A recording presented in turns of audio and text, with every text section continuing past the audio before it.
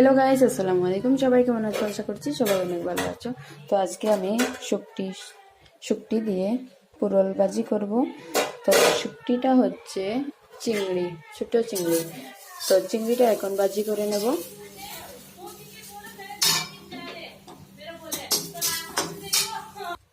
Guys, চিংড়িটা নামিয়ে নিলাম। এখন কড়াইতে তেল দিয়ে দিলাম। তেলের মধ্যে এখন পেঁয়াজ দিয়ে দেবো।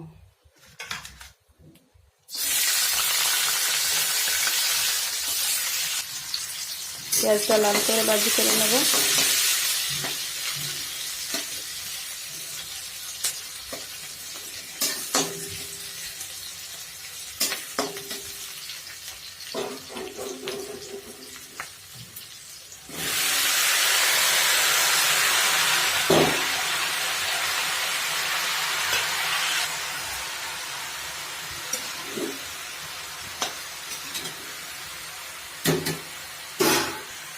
গাইস, এদিকে দেখো আমি পাকা পেঁপে কাটছি।